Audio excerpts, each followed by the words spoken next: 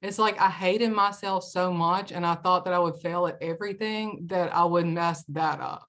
Like I couldn't Mhm. even kill myself right.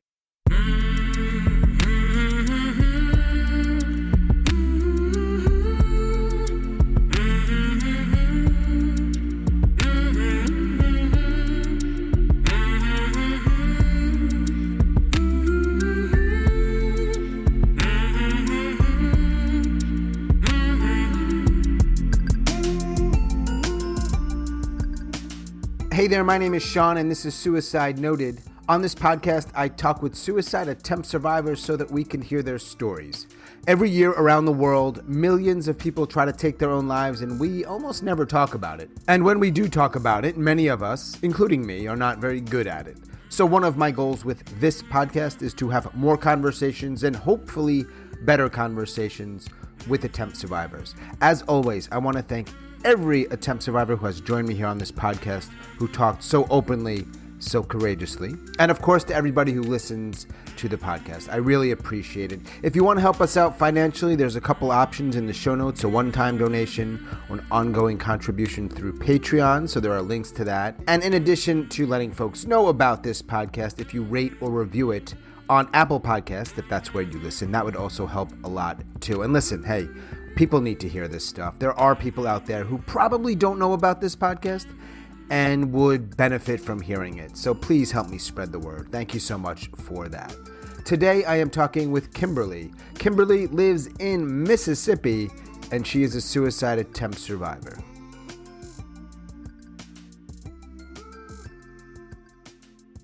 Hey Kimberly, how you doing?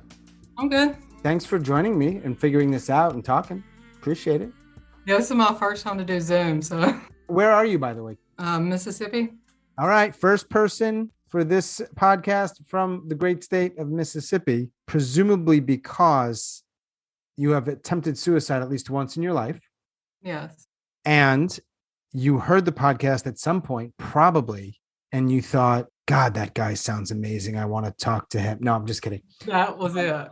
I'm always curious, what is it about hearing something like that and then taking the next step to say, I'm actually going to reach out and I might even want to talk about it? Well, I've been trying to figure out for a couple of years how I can help in some way since my youngest son, I have 3 boys, and my youngest one at 13 had an attempt. And there wasn't anywhere for him to go. He ended up in a state hospital, and I was about the same age when I first started having my suicidal ideations.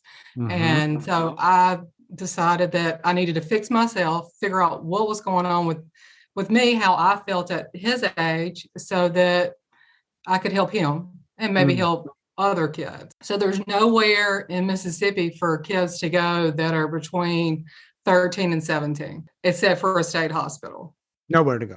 There's a good program at Batson's, which is a children's hospital, but they quit taking him at 13 and he was 13. He'd been 13 for a few months. All right. So when was that? So mine was in 2017. So his was almost 2 years, 2019. And your 13-year-old son at the time in 2019 tried. Yeah. He came home from school and just took all of his ADD medicine, went and laid down. Like it was no big deal. Didn't say anything to me. And I just saw the medicine on the counter. How'd you react? Well, I tried to get him to drink some charcoal, talk to him. Like, what do you want to do? Do you want to go to the emergency room? So my mom was very against me taking him because I called her and told her, but that's how she was with me. Like when I told her that I was having issues when I was his age, she would say, you're being selfish. Why would you do this to me? And so I never went to therapy until I had another attempt in 2017. So you deal with your son, it sounds, quite differently than your mom did with you. I try to be what I needed. That makes sense. Who has charcoal lying around? I will put it in the bottom of like potted plants so it doesn't have like a smell to it. I like to garden a lot. And that's what they gave him whenever he went, was a whole 2 cups of charcoal. He lives. Mm-hmm. He survives. He spent some time in a hospital Yeah, he feels like it made it worse. Yeah. Okay. That makes, I hear that. A lot of the kids in there were they had been in like bad homes and they would rather be there than be at home. Yeah. that were like sharpening markers and stabbing each other. There were fights every day. So It's like a holding ground for anybody in any condition, any situation. Just throw them all in there. yeah, How long was he in there for? it was on a Wednesday. And so that day didn't count. Weekends don't count. And it was a 48-hour hold. So I think I got him out on that Monday. It may have been a Tuesday. I never talked to a doctor. No. I would go up there every day. It was about an hour and a half, 2 hours away from me. Mm-hmm. I'll drive up there every day. I couldn't see him, but 2 times. They only have certain times that you can see them, and only certain times you can talk to them. Yeah, no, talking to your mother wouldn't be a wise thing to do for a child in a home like She was that. pretty Far away mad. from home, and yeah, and just try to end their life. That would, you can sense my sarcasm. How did this is going to be more about you, but I am also curious if you're open to sharing. So how do your other two children respond to your son's attempt when they learn of it, if they know about it? No, they do. Yeah, we're all four very close. So we talk about anything they want to talk about. So my oldest one was in college. He had just that was his first year of college. And my other one was at work. And I called him and told him, which I probably should have waited a little bit, but so he was in 11th grade then. And so he left work and came to the emergency. It happened at like 11 o'clock in the afternoon. Okay. So by then it was like 5 or 6 at night. Right. So he came in, and his work family were real supportive, and they came in, and we ended up having to go to the ambulance to Jackson, which is about 2 hours away. He was supposed to go in there, but at 5 o'clock in the morning, they told me that the cutoff was 12, so that they were going to have to send him somewhere else, but they were going to put us upstairs until that time. So at 5 in the morning, I hadn't slept yet, and I was so upset. And they had me sign these papers, and I thought it was for us to go upstairs, but it was to go to the state hospital. That's even worse than the state hospital we have here. Well, I mean, hey, if your 15-year-old, I believe, son now, He's 16. he's 16, if he ever wants to come on the podcast. I try and get him to talk about it some, but he just doesn't. He's just not there yet. Sure. I get that. Most people are probably in that space. All right. Yeah. So if we can, let's move to you. Yeah. So you said, if I heard correctly, you attempted in 2017, Mm-hmm. but you also, I think, implied there was another attempt, an earlier attempt, right? I break it down into 3 different times that I've been actively suicidal. The first time I was in 7th grade, just felt very isolated. I didn't really know what to think about it. We didn't have internet and stuff like that where I could look it up. So I felt like I was the only person. So that lasted probably to about 9th grade. I would just I became bulimic. The throwing up would help. Like when I hear people talk about cutting, that's what throwing up felt like to me. Yep. Mm-hmm. And then I kind of fell into drugs. So then I got totally different friends and kind of numbed it with that. Then I had kids, my first kid when I was 21, and I just cleaned up. I would say from 7th grade to like 9th grade, I was pretty active thinking about it, but I never did anything. Didn't try. And I would try and tell my mom, and I would try and tell like anyone I could, but no one, it's just like, you're fine. Like other people have it worse than you, that kind of thing. I'm wondering, did you get any sort of therapy or counseling or anything like that? No, my mother would have been very against that. It's, I don't know if it's the Bible Belt or, what would the neighbors think, or you just don't do that. Sure. It was embarrassing to her. She wouldn't have told anybody or reached out and talked about it to anyone. She'd probably be upset that I'm actually talking. You had mentioned that how she responded to your son. So I imagine some time has gone by, but she's similar to the way she was then. Yes. It hasn't changed much. All right. So you would ideate. Yes. So it never really went away. I still would think about it every day, and it would always be kind of my go-to if I would get very overwhelmed and upset, but I just numbed it with drugs pretty much until I quit doing that. And then soon after that, I got pregnant. So it was all about my kids. Did you have anybody in your life to talk to particularly about some of this stuff, ideating, I had a friend that came to our school and she was in the 8th grade. And I would say she's the one that helped me kind of get out of that funk. Well, I say a funk, it was way more than that, but she helped me a lot. Like she was I would say my first real friend. She ended up taking her life in 2005. Mm. So we would kind of talk about it, but she would push stuff back. Like she wasn't real open to talking about feelings that much. It was like, let's go take a Xanax and you'll be fine. Go drink something and. And she took her own life. Yeah. That must have been a hard one. Yeah. So, all right, now you're in your 20s. You've got a kid. So I've got my oldest two are 22 months apart. So Okay. 21 and 22, I had those two. Yeah. So the second time I was getting a divorce, he was very abusive mentally, physically. He had been cheating. So that was my go-to. Like when he would hit me, I would just say, well, he never put me in the hospital. Sure. Like I would always kind of justify something, Right.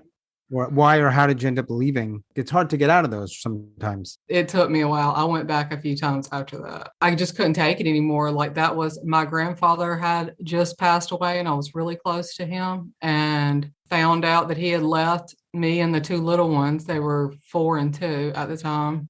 Getting a divorce, 2 children. Take me through, if you would, to the second. Actually, it's your first attempt, right? I really say my only real attempt was in 2017. And that was like also the end of a relationship, getting a divorce. Relationships are definitely a trigger for me. When you're talking about your 20s, you've got your 2 children, you went through the divorce, you lost your grandpa.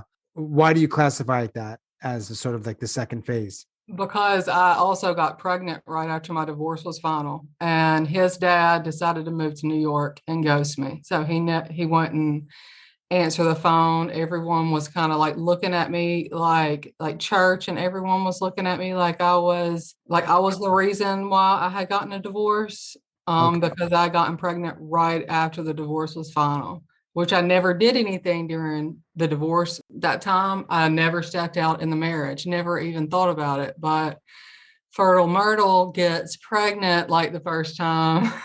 Yeah, so he left, and I guess I was just in such a bad place. I didn't know who I was. I didn't know what I liked or what I didn't like. I just knew who I had become in the 5 years that I was married. And so I didn't know if I was different because I was older or because I was a mom of 2 kids, or I didn't even know what I liked because he was so controlling. Mm-hmm. Like I just changed myself to be whatever to make that marriage work. While I'm pregnant, if I just hit a tree, like Sure. if I just hit a tree, it would look like an accident. And then he wouldn't have to know that his dad didn't want him. Who would ever want me? And I had my dad telling me, like, no one's ever going to want someone that has 3 kids. Like, everyone would be better off if I was gone. And maybe if he was gone too, but I wanted him with me. I felt like he had a purpose. I stuck it out for him and his brothers. And I didn't want my ex-husband to raise those 2. Mm-hmm. I don't really know when I got better. It's like sometimes I just like wake up and I'm like, okay, when did that happen? Like, when did I quit thinking about ending my life? It could have been a month or it could have been longer, but yeah, I don't know. Like all 3 of those times, it's been kind of like that. Like I don't see the light at the end of the tunnel at all. And that time was bad. That time was really, I say the 2017 was the only time, but if I didn't have those kids were so little and I thought anybody could have taken care of them, mm-hmm. then, and I was telling my mom then too, and she was all like, you can't do that to your kids. You can't do that to, the older 2. And I just kind of pushed through, and then I was okay for a while, kind of got into some halfway relationships, but nothing meaningful, having small kids. That's not very, having a baby too. How close did you come when you were pregnant? You said that you would look at a tree and you're driving. How close did you come? I came really close, like where I would speed up and then just kind of I was like looking for places, like really curvy roads. I was pretty obsessed with it for probably about a year. I mean, I had like where I would do it in the curviest like country road. And then my fear has been with those two times why I didn't do it. It's like I hated myself so much and I thought that I would fail at everything that I would mess that up. Like I couldn't even kill myself right. Like I would end up being more of a burden. Like I would end up being like paralyzed or something. And then somebody else, then like my parents would have to take care of me. And then it would be Yeah. even worse. So I just never could, those two times is like as bad as I wanted to, I just never could figure out the right way to do it that would be successful. Do you wish that you had tried? No, no, I'm glad that I have made it now. I mean, I adore my kids. I love my life that I have now. I haven't thought about killing myself in a whole year. Like this month, I think is when it's probably been a year. And I have not been able to say that since sixth, seventh grade. Wow. What, if anything, I don't want to put words in your mouth. I think something must change so that you're feeling a little better. You said you're not going, or you didn't go to therapy or counseling. There's all sorts of ways to heal. What was it, if any, like, what was it for you? Was it your children or something else? Yeah, I just thought I'd just live for them. Like my life and what I wanted and everything, I just let go. Anything that I wanted, just I let that go and I just lived for them. I'm not saying that was not the right thing to do. I mean, it made me want to live, but it also made me not truly myself. I always felt like I was an embarrassment to my family, to like I didn't want to embarrass my kids by the way I look or what I say or anything. So I would just try and be that person that I felt like would fit in with this little Mississippi town. Little Mississippi town. How many big towns are there in Mississippi? Jackson's probably the Yeah. biggest. Not ripping on Mississippi. I'm not that guy. I'm in Carolina. It's, hey, it's all good. Your kids are grown, or two of them are growing up. The other one's a teenager. One of them is tried. We know that. Yes. You'd said right now that you are actually, we skipped something rather important. Okay. 2017, not so okay from what you Yeah, and shared. it's almost like I had like PTSD from it. Like if I started getting a little bit upset, I would go, oh my gosh, I'm about to like go back down that hole and I don't know if I'm going to come out of it this time. Like I don't know if I have what it takes to pull myself back out of it because I don't know how I got out of it those other two times. Yeah, it was up and down, and it was, a lot of it was relationships when relationships would end, which was probably me just pushing people away or getting in relationships with people that weren't available because I hadn't figured the whole that out yet. What happened in 2017? Well, I say I tried. I mean, I had everything prepared. I've been going to the doctor a lot for chest pains. I've had chest pains since I was 12, 13, and they said it was asthma. And so it was actually panic attacks. They didn't tell me that until I was 40, but I was having chest pains a lot and they were doing a lot of tests and I wasn't sleeping well. So she was writing me for pain pills. I mean, not pain pills, sleeping pills. Mm-hmm. So I was just saving all my sleeping pills. I had months worth of sleeping pills because I wasn't going to fail at it. I was going to make sure to have it. So I had everything out. And that day I'd been at work. I had a desk job. I was just crying so much. My husband at the time was deployed and we had 6 kids together and he wasn't talking to me. And we had been having issues before. He was in Qatar, so I couldn't just go over and talk to him. So that was really triggering me. I didn't know what was going on with my marriage. Another one was going to end. And so I had all this, and it's like I almost had all those pills for just in case. Like it almost gave me like a little bit of it made me feel better to know that if I decided I had that. I ended up leaving work. I didn't tell them I was leaving or anything. I just left and I went home and I had all of my pills out. But then I started worrying about my kids. Like, what if my kids came home? I had called my mom and said, I need you to make sure that the kids get home from school okay. Take them to your house. And I was just crying so much. And somehow she taught me to go in to see the doctor that I've been seeing. And that was her friend. I was like, well, I was just going to go, but then I was going to come back and finish. I just needed to do that so that I knew that my kids were taken care of. I never had an intention of, I want to be someone to save me. I went in and I still couldn't stop crying. So my mom had talked to the doctor and she said that she had to stay with me in my bed for 2 weeks until the antidepressants that she gave me kicked in. I don't really remember much about those 2 weeks. So I guess I didn't really have an intent because she threw everything, all my medicine away. Mm-hmm. I was pretty mad about that. But I mean, I did tell them like I probably had 6 months worth of sleeping pills. I just don't really remember. I don't know why. And I've even asked my older two if they remember anything from that time. And they remember like my mom having to go to her house and that they would have to watch me.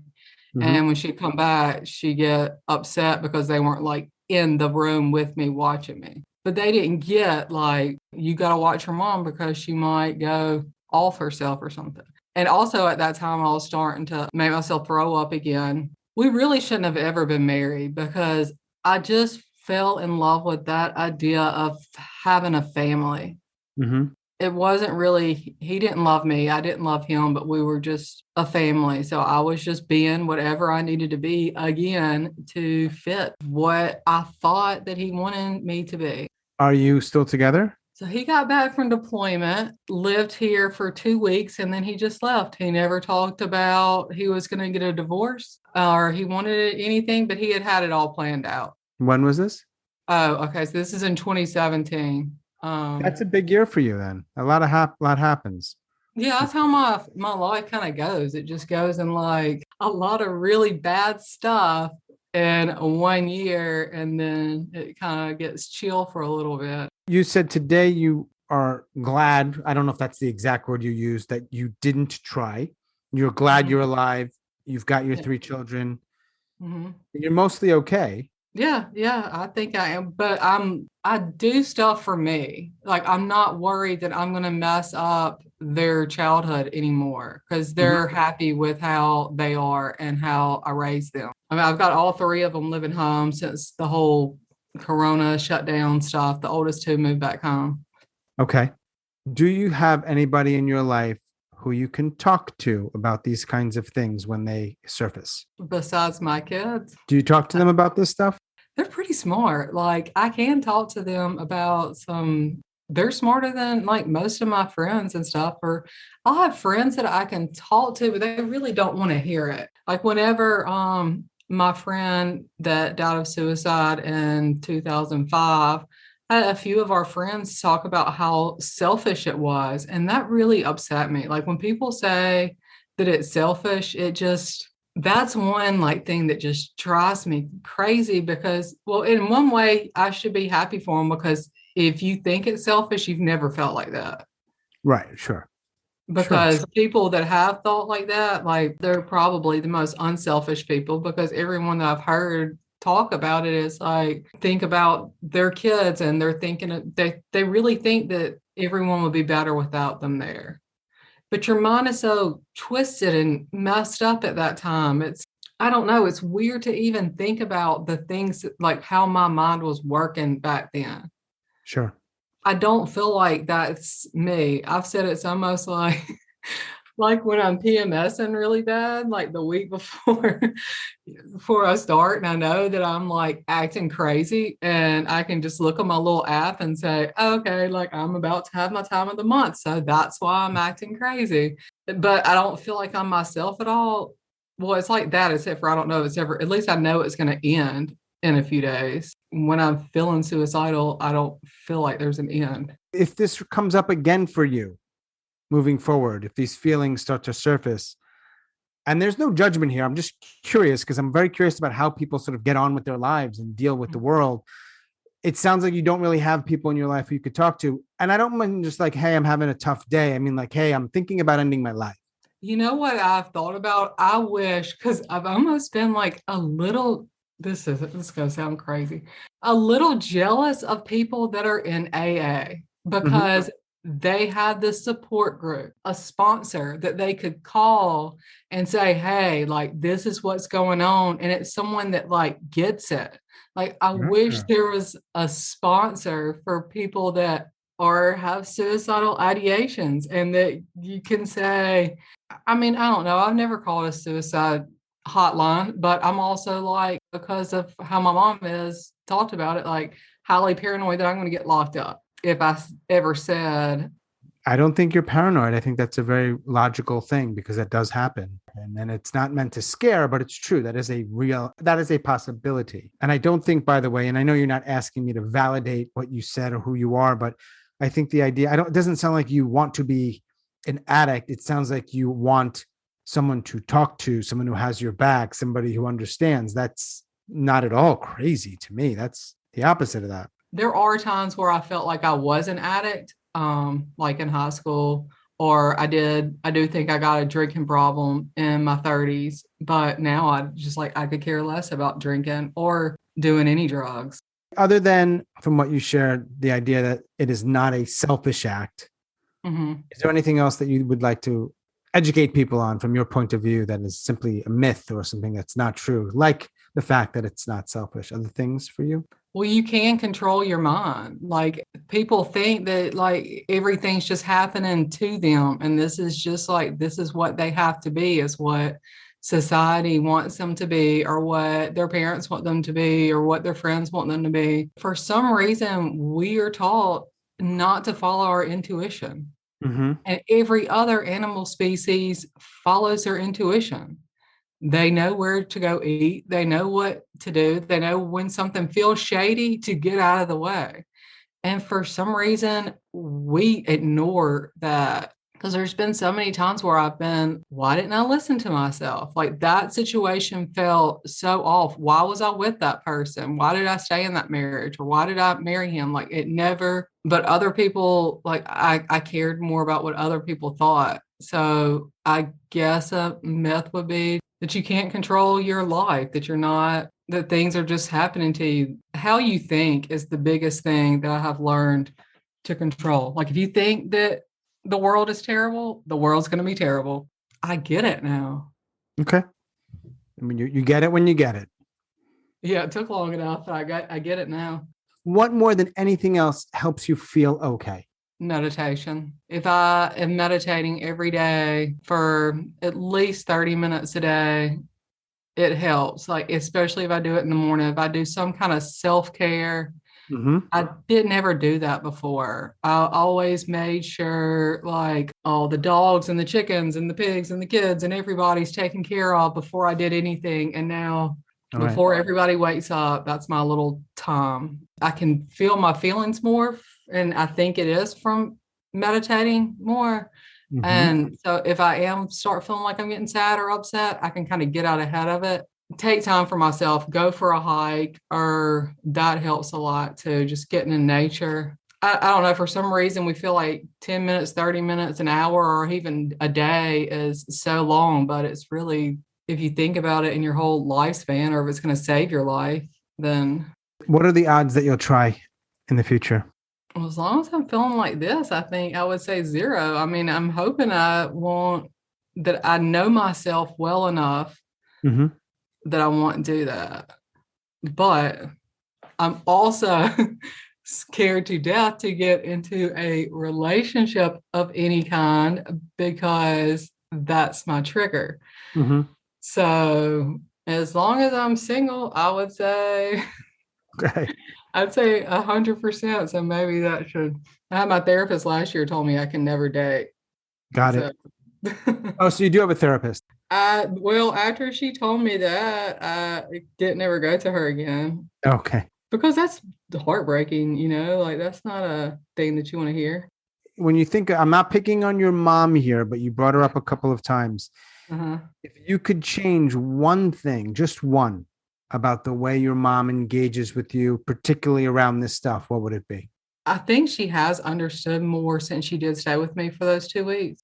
I wish she would acknowledge how she acted when I was in middle school. Like, she didn't have to change it. I just wish that she would just say, I'm sorry, I didn't have the tools or I didn't understand.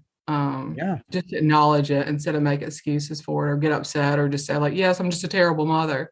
Like, I'm not saying that. I'm just saying like, I'm trying to heal here. Yeah. And since she's seen me go through with my son, I do have more compassion with her since being a parent that's having to go through it. The last question, here it is. You ready? Mm-hmm. This is a tough one. The suicide rate, based on the numbers that I see, is going up. I believe in both attempts and completions, for lack of a better word. You are not an expert in this, but you are obviously an expert in your own life and your own lived experience. Why do you think the suicide rate is rising? I think a lot of the people that are struggled like me, like my son, and that I've heard a lot of people on the podcast, there's something going on when we are in that fundamental, like middle school age, and it's not getting addressed and it's not getting fixed. Mm-hmm. And parents have this thing of like, well, when I was your age, like we didn't do this, instead of trying to do like I am and say, this is what I needed. You know, maybe it's social media, like that they can see if they weren't invited to a party, like that can just totally rock them because they see it in real time. And with adults, I don't know, I've had a lot of friends that have committed suicide. And so I've thought about this a lot. I don't know why it's going up. It's the people that have the best hearts. The ones that would do anything for you. Like everyone's like, oh, I wouldn't have ever worried about that person. They were so funny. They were so kind. They were always there for me. Well, they know how it feels to hurt. And they don't ever want anybody else to hurt like that. So I think those are the people that we need to look for more, or the class clowns, the funny ones, the ones that are always checking on you, because that's what they want. They want someone to check on them. Mm-hmm. Well, I am pretty sure your 3 children are pretty pumped and psyched and glad that you are alive. Let's leave it at that. Thank you. All right, cool. Thanks again, Kimberly. I really appreciate it. Thank All right. you. Have a good day. Stay well. You too. Bye. All right. Bye.